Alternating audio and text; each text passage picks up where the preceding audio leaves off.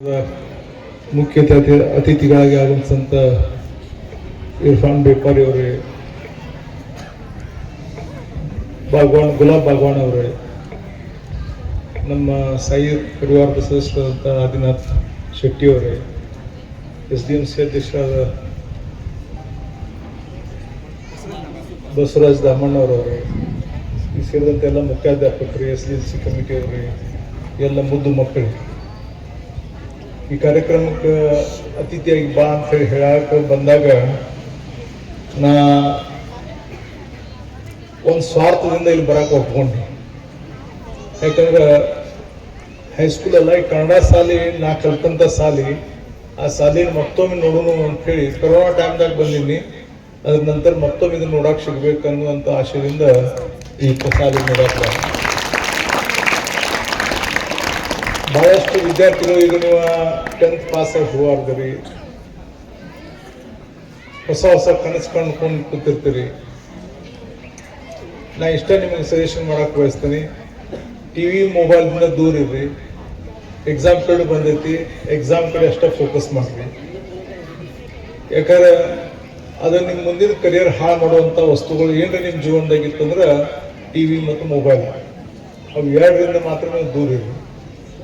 ಅದೇ ನಿಟ್ಟಿನಲ್ಲಿ ಮನುಷ್ಯ ಜೀವನದಲ್ಲಿ ಬಡವನಾಗಿ ಹುಟ್ಟಬಹುದು, ಆದ್ರೆ ಬಡವನಾಗಿ ಸಾಯಬಾರ್ದು. ಶಿಕ್ಷಣ ಬಡತನವನ್ನ ಮುರಿದು ಹಾಕುವಂಥ ಒಂದು ದೊಡ್ಡ ಶಸ್ತ್ರ.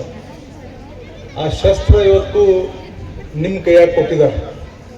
ಅದಕ್ಕೆ ನೀವು ಅದನ್ನು ಯಾವ ರೀತಿ ಉಪಯೋಗಿಸ್ಕೋತೀರಿ, ನಿಮ್ಮ ಭವಿಷ್ಯವನ್ನು ಯಾವ ರೀತಿ ನಿರ್ಮಾಣ ಮಾಡ್ಕೋತೀರಿ, ಅದನ್ನು ನಿರ್ಮಾಣ ಮಾಡಲಿಕ್ಕೆ ಶಿಕ್ಷಕರು ಪ್ರಯತ್ನ ಮಾಡ್ತಿರ್ತಾರೆ. ನೀವು ಕೂಡ ಅದಕ್ಕೆ ತಕ್ಕಂಗೆ ಪ್ರಯತ್ನ ಮಾಡಿದರೆ ಮಾತ್ರ ಆ ಯಶಸ್ಸನ್ನು ನೀವು ಪಡಲಿಕ್ಕೆ ಸಾಧ್ಯ ಇಲ್ಲ. ಆ ನಿಟ್ಟಿನಲ್ಲಿ ಇವತ್ತು ಸರ್ಕಾರಿ ಶಾಲೆ ಅಂತೇಳಿ ಯಾರೂ ತಾತ್ಸರ್ಯ ಭಾವನೆಯಿಂದ ಇರಬಾರ್ದು.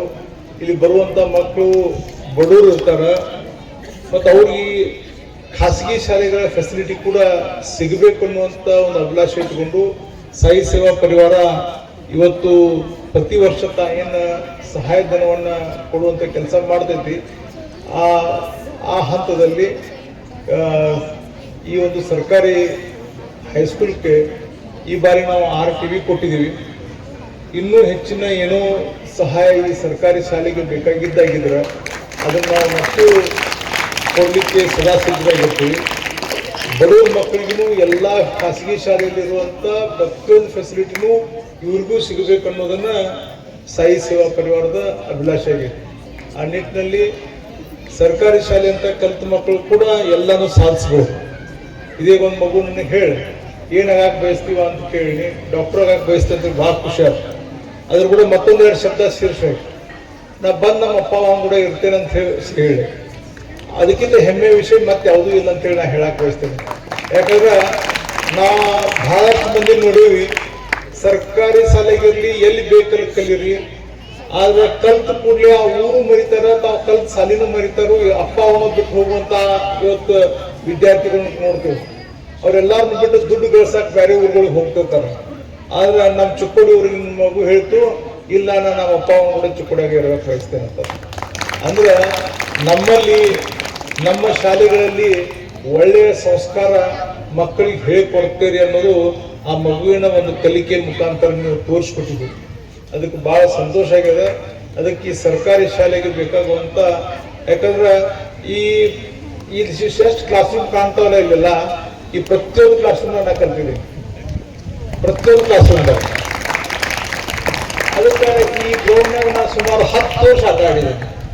ಈ ಗ್ರೌಂಡ್ ಕೂಡ ನಂಗೆ ಅಷ್ಟ ಇದಾಗೈತಿ, ಬಹುಶಃ ಕಟ್ಟಡ ಹೊಸದಾಗೈತಿ. ಅದಕ್ಕೆ ಇದ್ರ ಕೂಡ ಬಾಂಧವ್ಯ ಭಾಳ ಹಳೆದೈತಿ. ಅದಕ್ಕೆ ನಮ್ದು ಇನ್ನೊಂದು ಆಸೆ ಐತಿ, ಈ ಶಾಲೆ ಕಟ್ಟಡ ಆಗಿ 2 ವರ್ಷ ಆಗಿದೆ.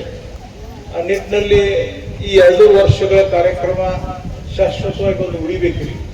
ಶಾಶ್ವತವಾಗಿ ಚಿಕ್ಕೋಡಿಯಲ್ಲಿ ಸಾಕಷ್ಟು ಜನರು ಈ ಸರ್ಕಾರಿ ಶಾಲೆ ಕಲ್ತಿದ್ದಾರೆ. ಆ ಸರ್ಕಾರಿ ಶಾಲೆ ಕಲ್ತಂಥ ವಿದ್ಯಾರ್ಥಿಗಳನ್ನ ಐಡೆಂಟಿಫೈ ಮಾಡ್ರಿ, ಶಿಕ್ಷಕರನ್ನ ಐಡೆಂಟಿಫೈ ಮಾಡಿಸ್ರಿ, ಅವ್ರನ್ನೆಲ್ಲರೂ ಗುರುತು ಹಿಡಿದಿದ್ದ ಮಾಡಿ. ಆದ್ರೆ ಈ ಶಾಲೆಗೆ ಏನಾದರೂ ಒಂದು ಶಾಶ್ವತ ರೂಪವಾಗಿ ನಾವು ಸಹಾಯ ಮಾಡಲಿಕ್ಕೆ ಸದಾ ಸಿದ್ಧರಿದ್ದೇವೆ ಅಂತ ಹೇಳಿ ನನ್ನೆರಡು ಮಾತುಗಳು. ಮತ್ತೆ ಜೈ ಹಿಂದ್, ಜೈ ಕರ್ನಾಟಕ. ಅದ್ಭುತವಾದ ಶಿಕ್ಷಣವನ್ನು ಪಡಿಬೇಕು. ಆ ಶಿಕ್ಷಣದಿಂದ ತಮ್ಮ ಬದುಕನ್ನು ಭದ್ರವಾಗಿಸಿಕೊಳ್ಳಬೇಕು ಅನ್ನುವಂತಹ ಮುಖ್ಯ ಅತಿಥಿಗಳ ಆಶಯ ನುಡಿಯಲ್ಲಿ ಹೇಳಿರ್ತಕ್ಕಂಥ ಶ್ರೀಯುತ ಜಗದೀಶಣ್ಣ ಕೌಟ್ಮಠ ಅವರಿಗೆ ವೇದಿಕೆ ಪರವಾಗಿ ಧನ್ಯವಾದಗಳು.